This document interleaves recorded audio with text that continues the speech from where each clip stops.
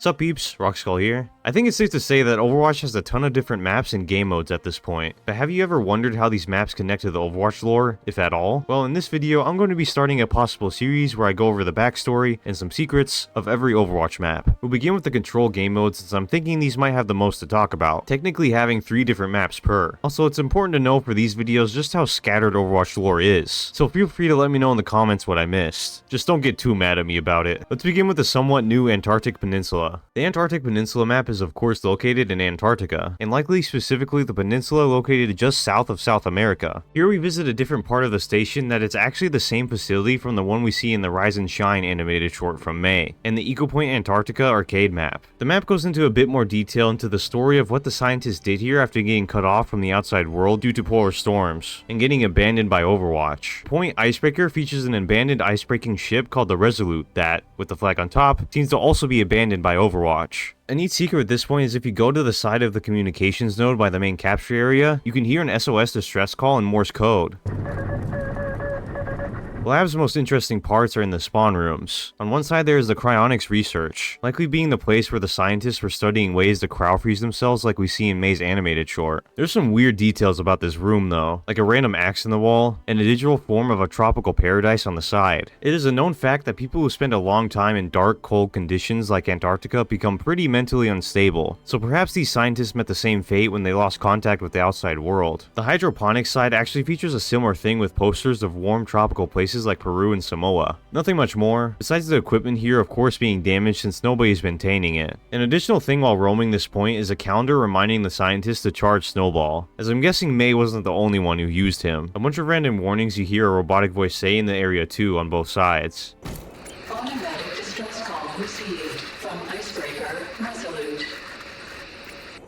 The sublevel literally puts you under the ice, and honestly not a ton to talk about here from what I've seen. The only neat thing is in the anomaly research spawn room there's a screen showing 10 different reports with 6 pictures. It's hard to tell exactly what these anomalies are since it's so blurry, but my only guess is that these are related to the big storms, or it's possibly null sector related with crashed ships in these pictures. The final thing about this map I wanted to mention is the special lines May has on it. I heard someone climbed Volcano without ropes. Oh, Taurus would have been so jealous. This line mentions a real peak in Antarctica called Volcano, and that someone climbed it without ropes, which would make a person called Taurus jealous. Taurus was a Spanish cryonicist we see in May's Rise and Shine animated short that passed away along with the others. We also see a picture of him in this group photo here posted by Michael Chu in 2018. Remember, May, they wouldn't want you to be sad. This line is of course alluding to the deaths of all of her fellow scientists at the location. And with that Christmas comic we got last year, I'm starting to think Juno might be all May has now. I'm guessing since May was in cryostasis for so long, perhaps she literally lost all of her family in that time. Mad respect to May for keeping her positive energy despite all that has happened to her. Busan is a futuristic version of the real life Busan in South Korea. Busan is D.Va's home, and where the Mecha Squad was formed.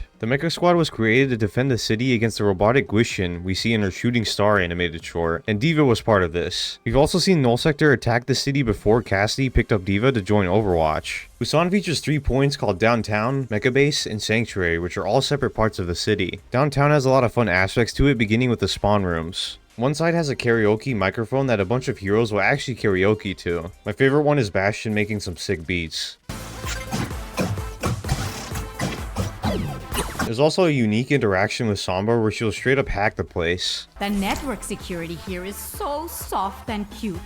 It's like hacking a marshmallow. On the other side, it's an arcade that actually has a functioning dance machine, but good luck doing it with your other teammates in the spawn room. Another kind of important thing of note here is that the downtown features a Hyperloop train, which is a common feature you'll see in some other Overwatch maps. This is a transcontinental train line that seems to travel between the big cities around the world. At those speeds, the train is also a very deadly weapon. Oh yeah! The last kind of interesting thing I discovered on this map is something that may have been a reference to Ramatra before he was even released. This looks like a Ravager unit, and the wires do the same thing when he's in Nemesis form. The Mecha Base is the exact one we see featured in the background of D.Va's Shooting Star animated short, and is home to the Mecha Squad part of the Korean army. In one spawn room, we see what seems to be an area where Mecha Squad trains, and there's also this map that features a red triangle right next to Busan. This could be alluding to another Guishin threat, or is just the location of the Mecha Base. I'm not sure. In the the other spawn room, we have what seems to be the living quarters of all the mecha pilots, with only Diva's room being open. The other pilots' names are Demon, King, Casino, and Overlord. Diva's room just has the gaming essentials of ramen, soda, and a crappy gaming chair. It also includes all the awards she's gotten, and the movie she featured in called Hero of My Storm, which is a reference to the game Heroes of the Storm that Blizzard released in 2014. She was actually in this game alongside a bunch of other Overwatch characters. The point is actually the area we see Diva launch from in the animated short, and behind it, we can see all the other Mecha Squad mechs in their spots, besides Diva of course, all of which I could see being a possible future hero at some point. The final map, Sanctuary, doesn't have a lot to it to be honest from what I can tell. The only things of note here is that it houses the ancient Korean artifacts, you can shoot the drums to make drum noises, and I think these floating rocks say memory for the fallen. It seems to be updated from what it was in the past, so if you know Korean, feel free to tell me what this actually means in the comments. Oh yeah, you can also see the mecha base if you look to the left from the coast. Ilios is a Greek city based on the Santorini Greek city in real life, and the name is likely a reference to the fact that Ilios translates to sun in Greek. Before we begin talking about this map, I feel like I should mention the ship you commonly spawn in on this control map and a few others. It's called the MV-261 Orca from the Overwatch organization. It features some pictures from the old days of Overwatch, and some goofy activities. The only other thing we know about the ship is that it is, or was, piloted by a person called Ray, and they can grow a mean beard. Back to Ilios, there are 3 points: lighthouse, ruins, and well. There actually wasn't much to this map lore-wise until Venture came around, with it being established that the group Venture is a part of, Wayfinders, were allowed to operate within the ruins heritage site. This site has evidence of civilization going back around 3,000 years. Their Venture defended off Talon from stealing ancient artifacts, but it seemed to be implied by Maga they were actually only looking for a specific artifact. Sombra also shows up out of nowhere, and then she does the classic thing where she says she'll be in touch, and then leaves. Sombra also seemed to know exactly where the artifact Doomfist was looking for was located, but didn't tell him. If you want my theory on what this artifact could be, I'm thinking it's possibly related to the rogue AI Anubis, as I could definitely see Doomfist wanting to get his hands on something like that. Other than that, not much else. Except Brigitte saying she went on vacay there with her father Torb. We used to come here on vacation. Let me know if you need any directions. And a giant statue being visible on all points, likely being a reference to the Colossus of Rhodes that used to exist in real life. This statue was also Jungle Queen briefly after the Season 2 Overwatch event. Lijiang Tower is a giant tower placed in the city of Lijiang, which is pretty much a modern metropolis in China in Overwatch. In real life, from what I can tell, Lijiang is more along the lines of a popular historical landmark location. It seems to be based on the city of Chongqing. Anyway, one of the most prominent features of this map is the giant tower, which is from one of the country's biggest companies, a space organization called Lijiang Interstellar. This organization is responsible for the Horizon Lunar Colony on the moon and the Red Promise Mars Colony. Horizon Lunar Colony has a lot of its own crazy lore that I'll get into a future map lore video, if you all like this one enough. There are a few map-specific lines I want to go over, starting with Reaper and Doomfist. Liu Cheng understands an important fact. As long as we are shackled to a single planet, we are vulnerable. You think Lijiang Interstellar is clean? Nobody's clean. These two basically touch on the deep corruption of Lijiang as a company, like we see mentioned in Hammond's short story. Another important two from Mei and Juno here. I cannot help but wonder how our base lost contact with Lijiang. My friend Jai works here. She and I had a lot of fun in grad school.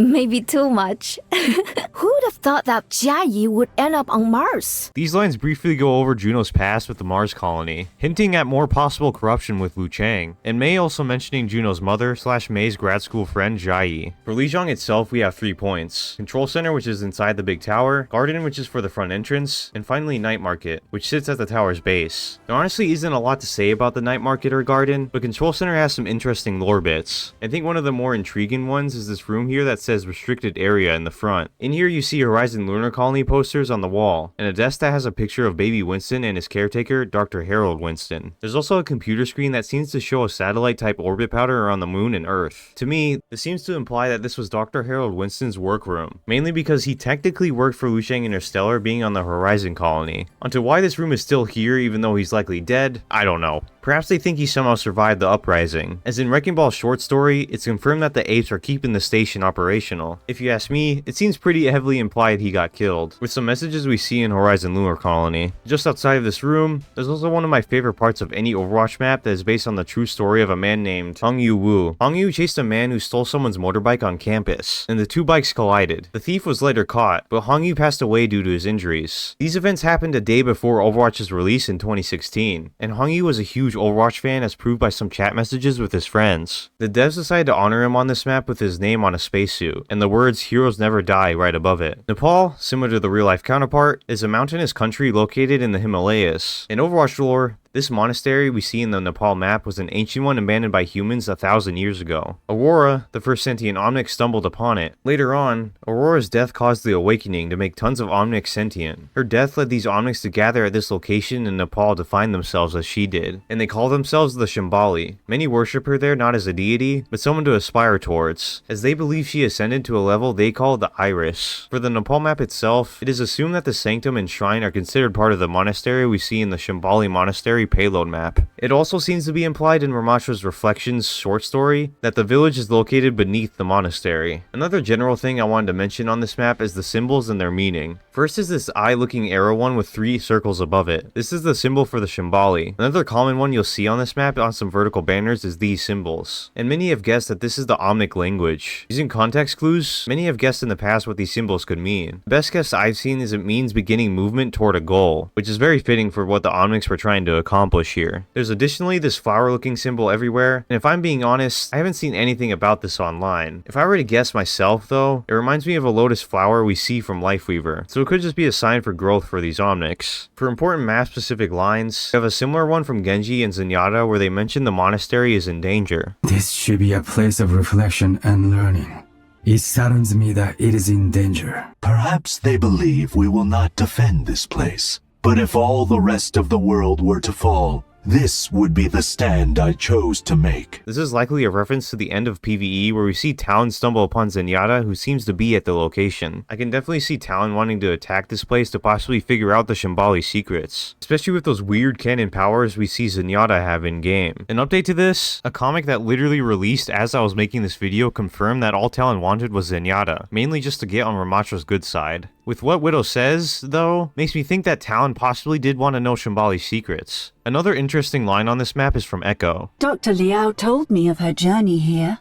It is strange to see it with my own eyes. I'm not sure if it was ever confirmed in lore before this if Dr. Liao actually visited Nepal after the crisis, but it would definitely make sense for her to do so to understand her creations more. For the specific maps, there isn't a ton to say about Sanctum or Shrine, other than there's this mysterious light artifact thing on Sanctum, and on Shrine you can shoot the bells and gongs to make bing bong noises. On the final point, Village, there's also bells around that make high-pitched bing bongs. The most interesting part of this point, though, is Genji's room above the point. Here Genji finally found peace with his new mentor, Zenyatta, after the fight with his brother Hanzo. There's a lot of interesting stuff here, like a mural of him and his brother that I think states, "The dragon's breath freezes the soul," on the side. This could likely be a reference to the fact that Hanzo almost killing Genji in the past really broke his soul down, as we see how different he acts in the Retribution mission. There's also a picture of Genji and Hanzo when they were younger, and what seems to be the exact sword we see Hanzo meditate to in the animated short. This is likely Hanzo's sword because of the symbol being the same as his ultimate, but also because Hanzo laid down his sword out of shame for killing his brother with it. This could be showing us that Hanzo may have given Genji the sword after their fight as a sign of respect, and so Hanzo would still likely never touch the sword again. Oasis in Overwatch lore is one of the world's most advanced technological cities located in the Arabian desert of Iraq. This city was founded by a collective of scientists, and later on they invited someone to be the leading minister of genetics for the city who goes by Moira. There's also some other known ministers who founded the city like Anya, Yosef, Mehmet, and Ibrahim. These ministers possess many secrets that have caught the attention of many big organizations around the world. The most well known of the secrets are those of Moira, who conducted many genetic experiments before even joining the collective at Oasis. You can actually see two of her most successful experiments in-game, Reaper and Widowmaker, both altered so much genetically to pretty much become living weapons. Her next experiments bring us to the university point on Oasis in one of the spawn rooms. This is one of the few that has changed over time. Originally, you saw a physical version of the vanadium isotope Moira was studying. It was supposed to be temporarily housed here, and the Minister of Geology for Oasis, Anya, actually asked for this vanadium back. But Moira was like, nah, I'ma keep this. Unfortunately for Moira, the vanadium was stolen by the freak, so Hazard could use it himself as a weapon like we see in game. Then finally, it concludes with this hologram of the vanadium we see in game now. I like to think this is here because Moira is going through all the stages of grief after this all went down. In the other spawn room, there's this ancient stone tablet they also seem to be studying. It is unknown what this is still, but many have compared its likeness to the Rosetta Stone in real life. Not too much else to say on this map, other than there's this secret room through the glass right next to the point you may not have seen before. Not sure if it's anything important, but I didn't know this was here for the longest time. City Center has both a hotel and a fancy restaurant, and has the closest view of the biggest tower in the city. It is already considered the tallest building in the world of Overwatch, but this tower seems to be under construction for an indefinite amount of time. It is assumed the tower is used for the data collecting efforts the city commonly practices. There's also a couple of interactions for this map I want to show off here too that all have a similar concept. These Oasis fools have got to learn.